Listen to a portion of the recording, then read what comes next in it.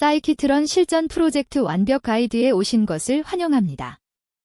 이 영상에서는 머신러닝 프로젝트를 처음부터 끝까지 진행하는 완전한 워크플로우를 다룹니다.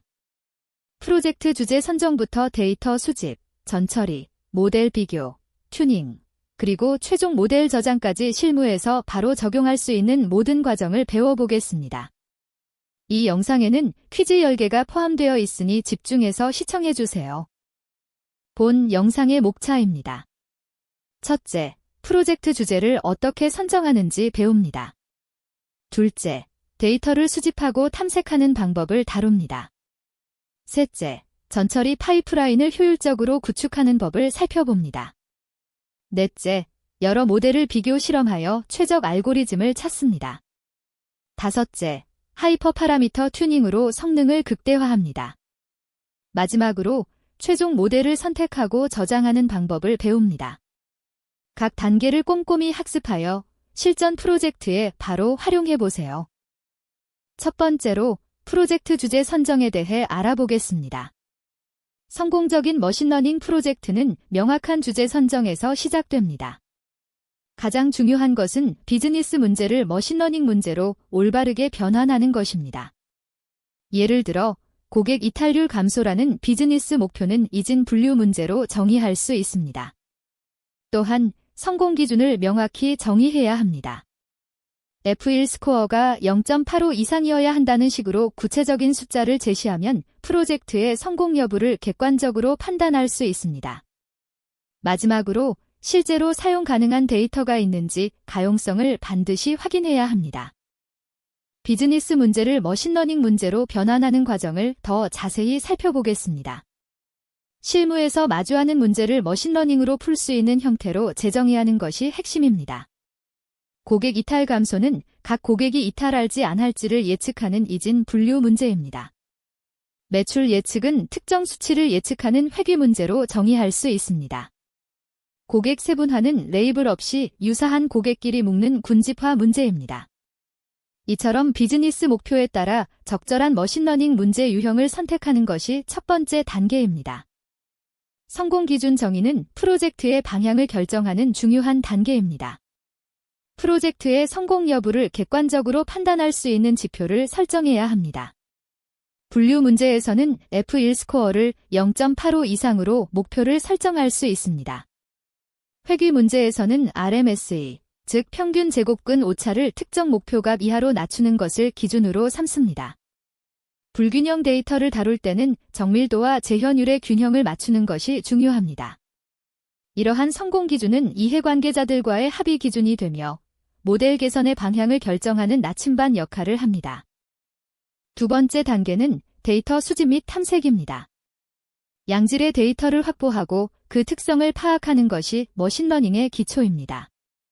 데이터는 CSV 파일, API 또는 데이터베이스 등 다양한 출처에서 로드할 수 있습니다. 데이터를 불러온 후에는 디스크라이브 메서드로 기본 통계량을 확인합니다. 여기에는 평균, 표준 편차, 최소값, 최대값 등이 포함됩니다. 또한 결측치와 이상치를 탐지하여 데이터 품질을 점검해야 합니다. 이 과정을 통해 데이터의 전반적인 구조와 잠재적인 문제점을 파악할 수 있습니다. 이제 실제 코드로 캘리포니아 하우징 데이터를 탐색해 보겠습니다. 먼저 사이키트런의 패치 캘리포니아 하우징 함수로 데이터를 로드합니다. as 프레임 true 옵션을 사용하면 팬더즈 데이터 프레임 형태로 받을 수 있습니다. 그 다음 df 빈포 로 데이터의 기본 정보를 확인합니다. 컬럼명, 데이터 타입, 결측치 개수 등을 한눈에 볼 수 있습니다. df 디스크라이브는 수치형 컬럼의 통계량을 요약하여 보여줍니다. 개수, 평균, 표준 편차, 사분위수, 최대값 등이 출력됩니다. 마지막으로 df 이스널 썸로 각 컬럼별 결측치 개수를 확인합니다. 이 세 가지 명령어만으로도 데이터의 전반적인 상태를 빠르게 파악할 수 있습니다. 탐색적 데이터 분석, 즉 EDA는 데이터를 시각적으로 이해하는 과정입니다. 히스토그램을 그려서 각 변수의 분포를 확인할 수 있습니다. 정규 분포를 따르는지, 왜곡되어 있는지를 시각적으로 판단합니다. 상관계수 행렬을 계산하면 변수 간의 선형관계를 파악할 수 있습니다. 높은 상관관계를 가진 변수들은 다중공선성 문제를 일으킬 수 있으므로 주의해야 합니다. 산점도를 그려서 두 변수 사이의 패턴을 탐색할 수도 있습니다. 이러한 시각화 작업은 데이터에 숨겨진 인사이트를 발견하고 전처리 방향을 결정하는 데 큰 도움이 됩니다. 세 번째 단계는 전처리 파이프라인 구축입니다. 데이터를 모델이 학습할 수 있는 형태로 변환하는 과정입니다. 수치형 변수는 스케일이 다를 수 있으므로 스탠더드 스케일러로 정규화합니다.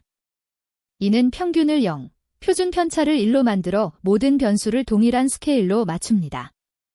범주형 변수는 문자열 형태이므로 원하튼 코더로 숫자로 인코딩해야 합니다. 각 카테고리가 별도의 이진 컬럼으로 변환됩니다. 이 모든 전처리 과정을 파이프라인으로 자동화하면 코드가 간결해지고 재사용이 쉬워집니다. 이제 칼럼 트랜스포머로 전처리를 통합하는 코드를 살펴보겠습니다.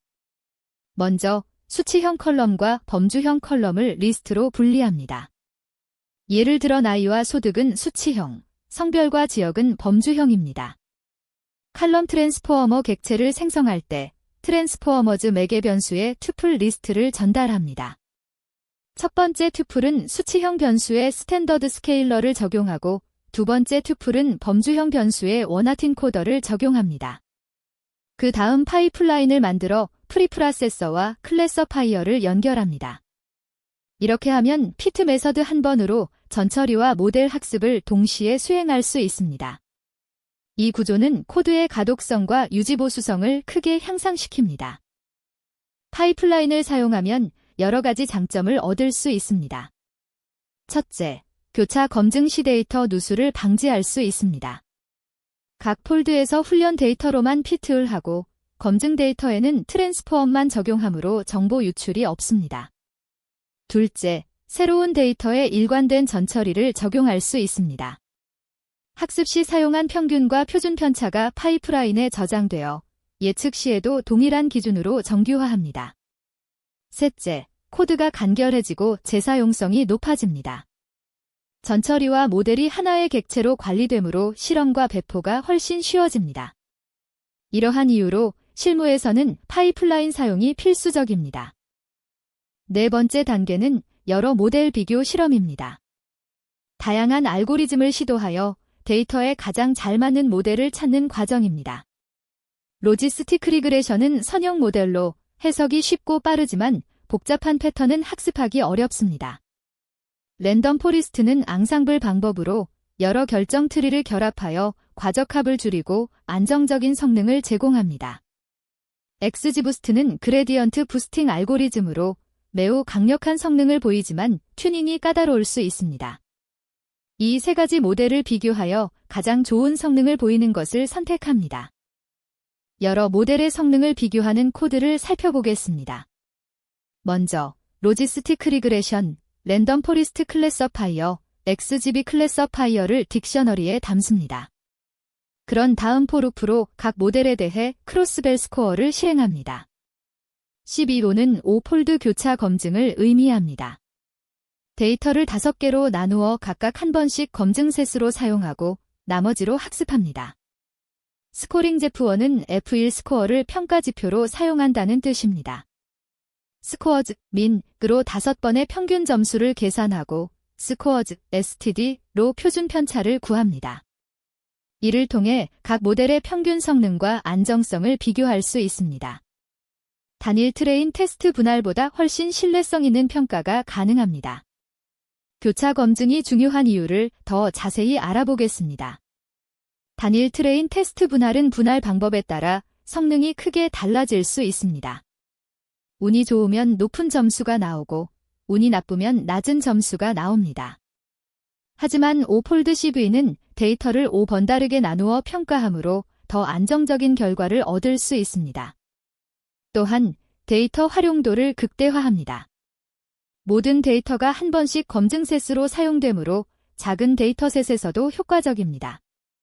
마지막으로 과적합 여부를 조기에 발견할 수 있습니다. 훈련 점수는 높지만 교차 검증 점수가 낮다면 과적합을 의심해야 합니다. 5번째 단계는 하이퍼 파라미터 튜닝입니다. 최적 모델의 성능을 하이퍼 파라미터 조정으로 극대화하는 과정입니다. 그리드 서치 CB는 지정한 모든 하이퍼 파라미터 조합을 완전 탐색합니다. 소규모 파라미터 공간에 적합하지만 조합이 많으면 시간이 오래 걸립니다.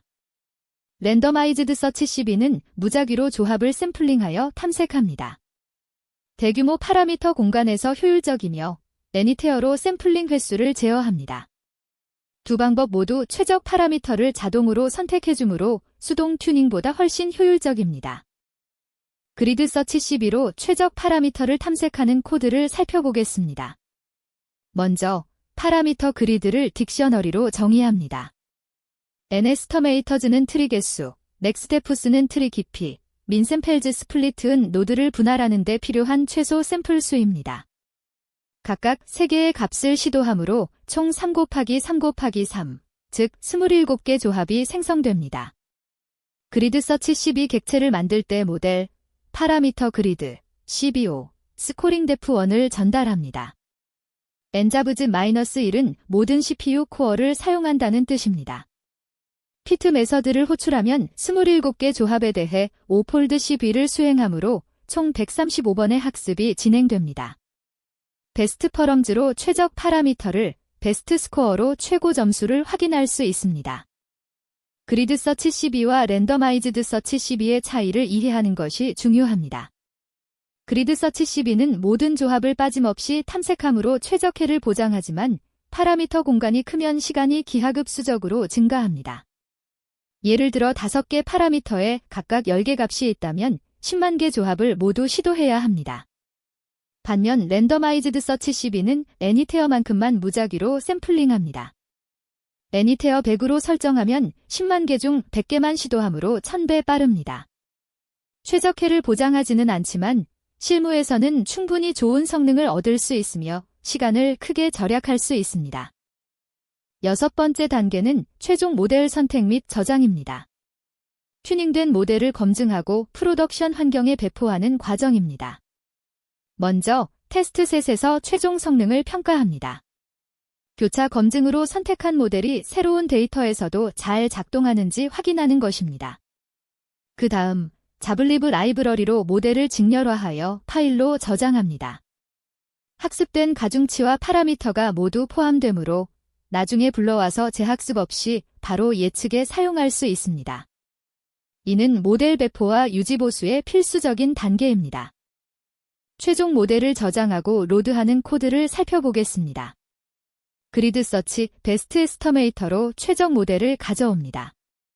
이 모델에는 최적 하이퍼 파라미터가 이미 설정되어 있습니다. 전체 훈련 데이터로 한 번 더 학습하여 성능을 극대화합니다. 그런 다음 테스트셋에서 스코어 메서드로 최종 F1 스코어를 계산합니다. 이 점수가 처음에 설정한 성공 기준을 만족하는지 확인합니다.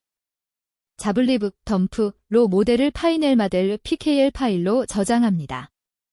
나중에 자블리브 로드, 로 불러오면 동일한 모델 객체를 복원할 수 있습니다.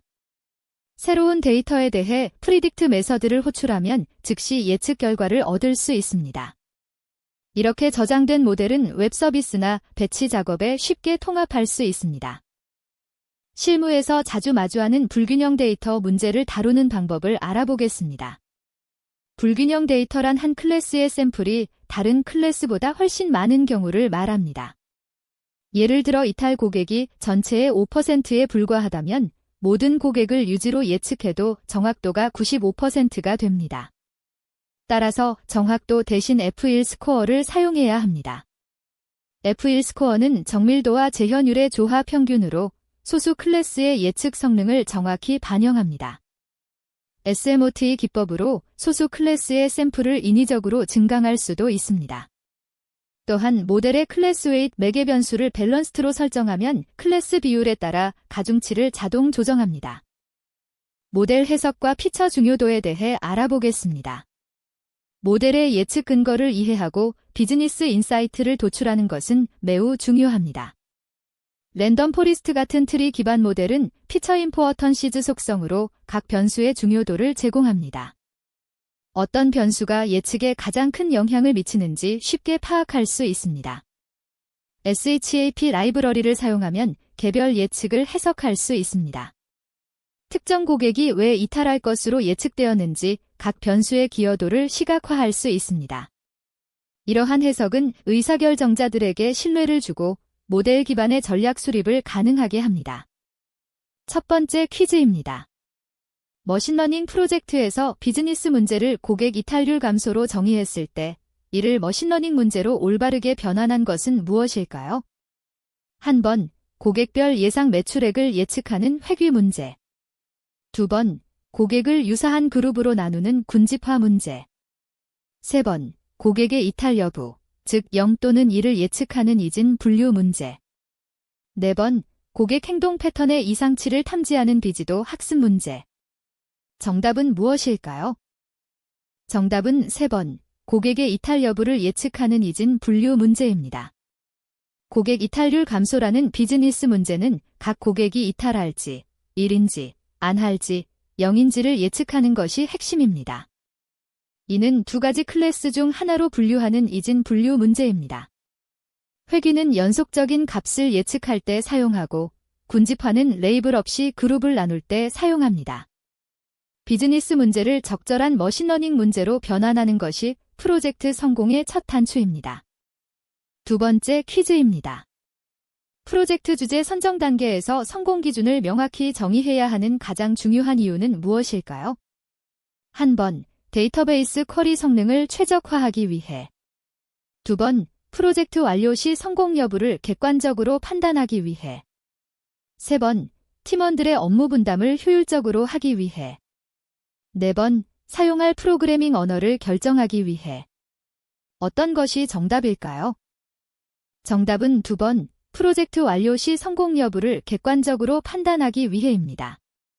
성공 기준, 예를 들어 F1 스코어가 0.85 이상이어야 한다는 식으로 숫자로 명확히 정의하지 않으면 프로젝트가 끝났을 때 성공인지 실패인지 판단할 수 없습니다. 이는 이해관계자들과의 합의 기준이 되며 모델 개선 방향을 결정하는 데도 필수적입니다. 명확한 목표 없이는 프로젝트가 표류할 수 있습니다. 세 번째 퀴즈입니다.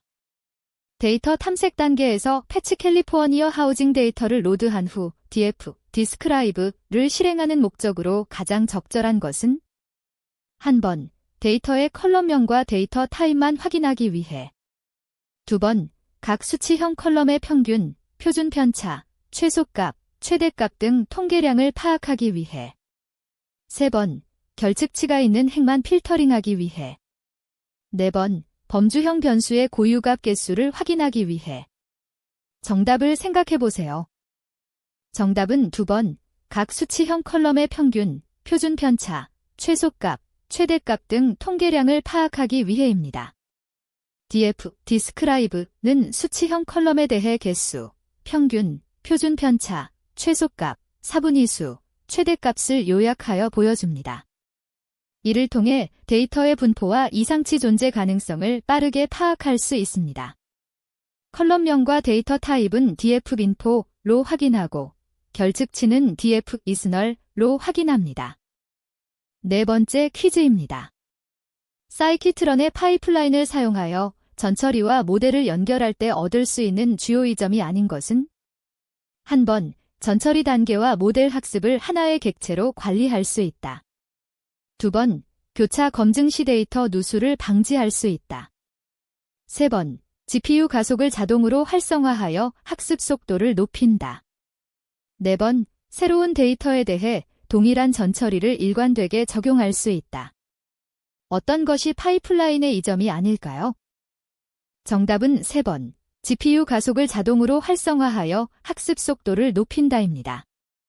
파이프라인은 전처리와 모델을 일관되게 관리하고 교차 검증 시 각 폴드별로 피트 트랜스포엄을 올바르게 적용하여 데이터 누수를 방지합니다. 그러나 GPU 가속은 파이프라인의 기능이 아니며 CUML 같은 별도의 라이브러리나 딥러닝 프레임워크가 필요합니다. 파이프라인의 진정한 가치는 코드의 일관성과 재사용성입니다. 5번째 퀴즈입니다. 여러 모델을 비교 실험할 때 크로스벨 스코어를 사용하는 이유로 가장 적절한 것은? 한 번, 학습 시간을 단축하기 위해. 2번, 모델의 일반화 성능을 더 신뢰성 있게 평가하기 위해. 3번, 하이퍼 파라미터를 자동으로 튜닝하기 위해. 4번, 특성 중요도를 계산하기 위해. 정답은 무엇일까요? 정답은 2번, 모델의 일반화 성능을 더 신뢰성 있게 평가하기 위해입니다. 크로스벨 스코어는 데이터를 여러 폴드로 나누어 각각 학습과 검증을 반복하므로 단일 트레인 테스트 분할보다 모델의 일반화 성능을 더 안정적이고 신뢰성 있게 평가할 수 있습니다. 하이퍼 파라미터 튜닝은 그리드 서치 CB나 랜더마이즈드 서치 CB가 담당합니다. 교차 검증은 모델 평가의 신뢰성을 높이는 핵심 기법입니다. 6번째 퀴즈입니다. 그리드 서치 CB와 랜더마이즈드 서치 CB의 차이점에 대한 설명으로 올바른 것은?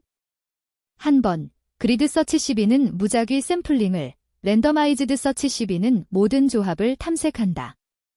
2번, 그리드 서치 CB는 모든 하이퍼 파라미터 조합을 탐색하고, 랜더마이즈드 서치 CB는 지정된 횟수만큼 무작위로 조합을 샘플링한다. 3번, 랜더마이즈드 서치 CB는 정확도가 더 높은 모델을 보장한다. 4번, 그리드 서치 CB는 연속형 파라미터에만, 랜더마이즈드 서치 CB는 범주형 파라미터에만 사용된다. 정답을 고르세요. 정답은 2번입니다. 그리드 서치 CB는 지정된 모든 하이퍼 파라미터 조합을 완전 탐색함으로 조합수가 많으면 시간이 오래 걸립니다. 랜더마이즈드 서치 CB는 애니테어만큼 무작위로 조합을 샘플링하여 탐색함으로 대규모 파라미터 공간에서 효율적입니다. 최적해를 보장하지는 않지만 실무에서는 충분히 좋은 성능을 얻으면서 시간을 크게 절약할 수 있습니다. 7번째 퀴즈입니다. 하이퍼 파라미터 튜닝 후 최종 모델을 저장할 때 자블리브 덤프를 사용하는 이유와 저장되는 내용으로 올바른 것은? 한 번, 모델의 소스 코드만 저장되며 재학습이 필요하다. 2번, 학습된 모델 객체, 즉 가중치와 파라미터가 포함된 것이 직렬화되어 저장되며 나중에 불러와 바로 예측에 사용할 수 있다. 3번, 학습 데이터 전체가 모델과 함께 저장된다. 4번, 모델의 하이퍼 파라미터 설정값만 JSON 형태로 저장된다. 정답은 2번입니다. 자블리브 덤프는 학습이 완료된 모델 객체를 직렬화하여 파일로 저장합니다. 이때 모델에 학습된 가중치, 설정된 하이퍼 파라미터 등이 모두 포함됩니다. 자블리브 로드로 불러오면 재학습 없이 바로 프리딕트를 호출할 수 있습니다. 이는 모델을 프로덕션 환경에 배포하거나 나중에 재사용할 때 필수적인 기능입니다. 8번째 퀴즈입니다. 머신러닝 프로젝트에서 칼럼 트랜스포머를 사용하여 수치형과 범주형 컬럼에 서로 다른 전처리를 적용할 때 다음 중 올바른 구성은? 한 번, 수치형 컬럼의 원하틴 코더, 범주형 컬럼의 스탠더드 스케일러 적용. 2번, 수치형 컬럼의 스탠더드 스케일러, 범주형 컬럼의 원하틴 코더 적용. 3번, 모든 컬럼의 스탠더드 스케일러만 적용. 4번, 수치형 컬럼의 레이벌링 코더, 범주형 컬럼의 민맥스 스케일러 적용. 정답을 맞춰보세요.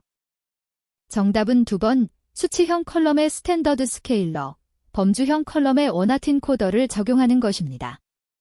수치형 컬럼은 스케일 조정이 필요하므로 스탠더드 스케일러로 평균 0, 표준 편차 1로 정규화합니다. 범주형 컬럼은 문자열을 수치로 변환해야 하므로 원하틴 코더를 사용합니다.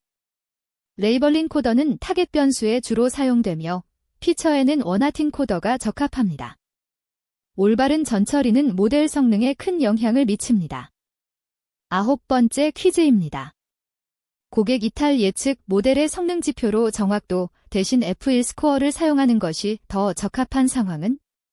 한 번, 이탈 고객과 유지 고객의 비율이 50, 50으로 균형 잡혀 있을 때에 2번, 모든 고객을 정확하게 분류하는 것이 유일한 목표일 때 3번, 이탈 고객이 전체의 5%에 불과한 불균형 데이터일 때 4번, 학습 데이터의 크기가 매우 작을 때 정답은 무엇일까요? 정답은 3번. 이탈 고객이 전체의 5%에 불과한 불균형 데이터일 때입니다. 불균형 데이터에서 정확도는 오해를 줄 수 있습니다. 예를 들어 이탈 고객이 5%라면 모든 고객을 유지로 예측해도 정확도는 95%가 됩니다. F1 스코어는 정밀도와 재현율의 조합 평균으로 소수 클래스인 이탈 고객의 예측 성능을 더 정확히 반영합니다. 실무에서는 불균형 데이터가 흔하므로 F1 스코어가 더 유용합니다. 마지막 10번째 퀴즈입니다. 머신러닝 프로젝트 워크플로우에서 프로젝트 주제 선정, 데이터 수집 및 탐색, 전처리 파이프라인 구축, 모델 비교, 하이퍼 파라미터 튜닝, 최종 모델 저장의 순서를 따르는 이유로 가장 적절한 것은? 한 번, 각 단계의 결과물이 다음 단계의 입력으로 사용되며 순서가 바뀌면 논리적 오류가 발생하기 때문. 2번, 사이키트런 라이브러리가 이 순서로만 동작하도록 설계되었기 때문. 3번, 이 순서가 학습 시간을 최소화하는 유일한 방법이기 때문. 4번, 규제기관에서 이 순서를 의무화했기 때문. 정답은 한 번입니다. 머신러닝 프로젝트는 각 단계가 논리적으로 연결되어 있습니다. 주제가 정해져야 필요한 데이터를 알 수 있고 데이터 탐색 결과로 전처리 방법이 결정됩니다. 전처리가 완료된 데이터로 모델을 비교하고 최종 모델을 선택한 후 튜닝합니다. 이 의존 관계를 무시하면 프로젝트가 혼란에 빠집니다. 체계적인 워크플로우를 따르는 것이 성공적인 프로젝트의 핵심입니다. 사이키트런 실전 프로젝트 완벽 가이드를 시청해 주셔서 감사합니다. 이 영상에서는 프로젝트 주제 선정부터 최종 모델 저장까지 전체 워크플로우를 배웠습니다. 각 단계를 체계적으로 따라가면 실무에서도 성공적인 머신러닝 프로젝트를 완성할 수 있습니다. 더 많은 학습 자료는 www.codedeck.kr에서 만나보세요. 감사합니다.